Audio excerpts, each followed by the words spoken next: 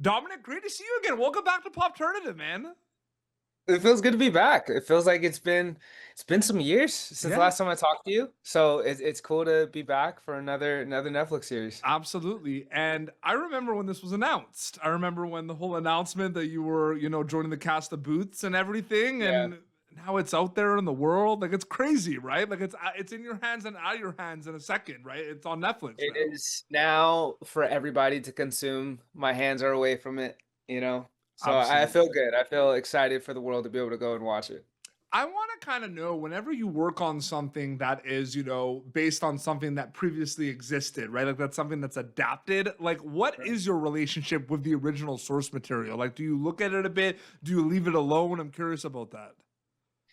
It's interesting that like two projects in a row, I've had something that's come from a book. Yeah. Um, when it comes to this specifically, my character actually was an amalgamation of different characters that Greg Cope White or people that he had encountered in his life that they put into Nash. Yep. But I actually wasn't specifically based off of one character, so I sort of was lucky in that sense that I got to sort of do my own thing.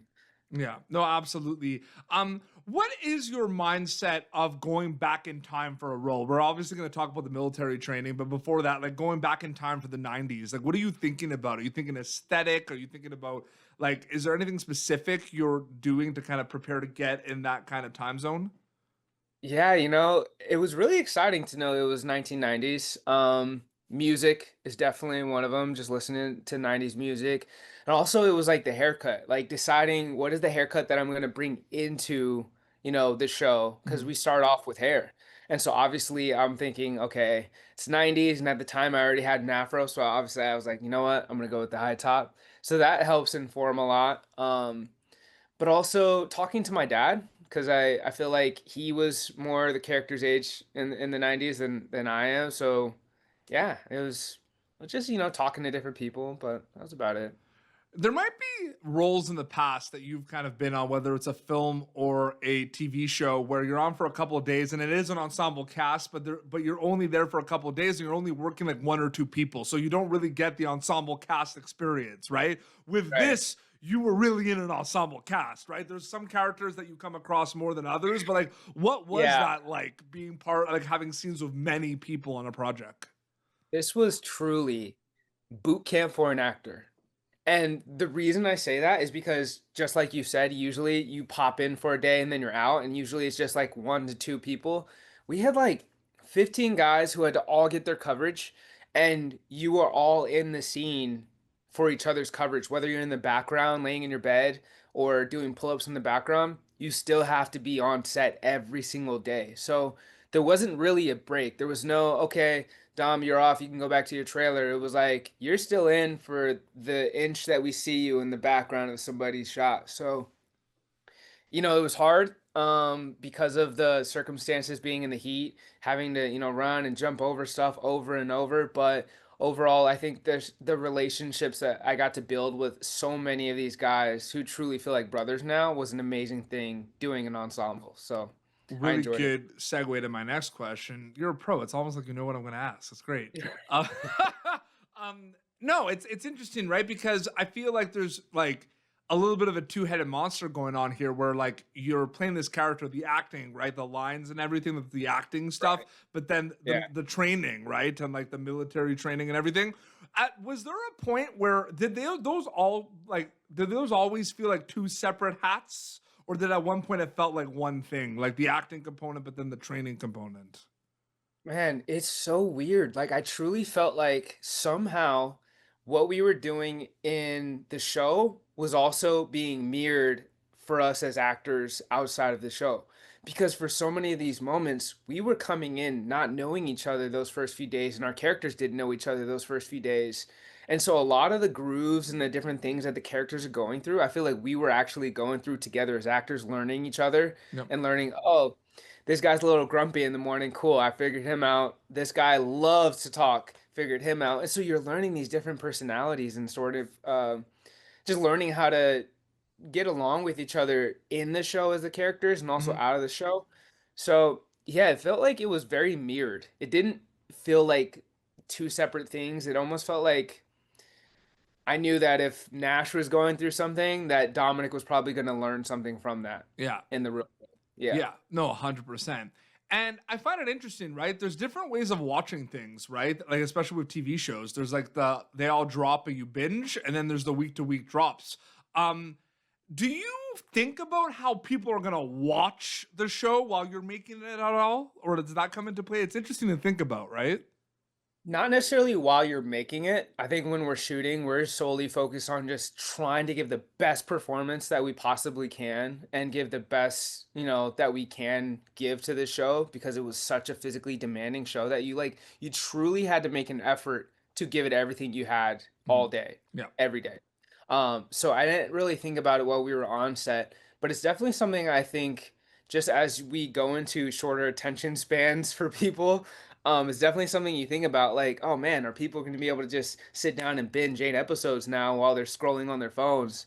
But I think the way our show is edited, it's so unique and it's really fresh and so much happens in each episode that I think that we sort of got like a magic formula for a bingeable show. Yeah, So absolutely. yeah, Um, a lot of characters in this show are going day by day, kind of, figuring things out, doing a lot of self-reflection more than others. And I'm wondering from like an acting storyteller perspective, playing these lost characters, is it challenging? Is it fun? Like what's that like for you specifically? Because like from the viewer perspective, like they don't know they're lost, right? Which I always found right, interesting. right. Yeah, I mean, this character is very different from who I am. He was more quiet and a little bit more pensive and a little bit more reserved. And everybody knows on set, I'm talking, I'm making jokes constantly. I'm very competitive in real life. And the character Nash was more like, I don't want anything to do with the competition. I don't want to do with you guys. So I learned a lot. And I actually started journaling on this job. I would journal throughout the days of whatever we just filmed. And I would try to journal it from his perspective because Nash also was someone who was journaling and that was something new for me. So I never truly connected with journaling before in my real personal life, but I did that for this job, and I think it sort of helped me understand what the character was going through at different moments, and I also had something to look at because each episode you go to, they're at a different point in the journey, and it sort of made it easier that I can go back to the journal and be like, he's at this point in the scripts. I could sort of empathize with it. Well, I'm going to go a couple of steps back before you officially start writing that journal. When you Yeah, officially start getting scripts for this thing, right? I mean, there's going to be two right, things at play, and they're both two completely different things. You're going to look at your stuff, right? Your character's arc and the right, stuff, but then there's also like the overall kind of like plot and like things that are yeah, happening with Boots in general, right? That might not have to right. do as much with your storylines, right? How do you like are those things completely separate? Like what is that like specifically for you, like from a preparation mindset perspective, because those are two different things. Right. I don't think too much of, I would say, preparation before you get to set, but it's definitely while you're there that you do realize the performances that you give also affect your castmates' story arcs. And so Nash was tied to Cameron Cope's story. He was tied to Slovacek. He was tied to Santos. He was tied to McKinnon.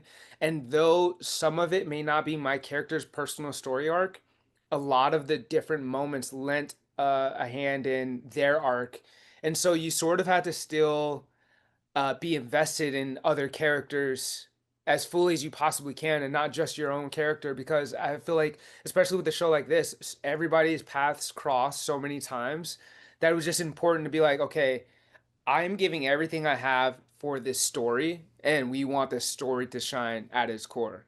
So Absolutely.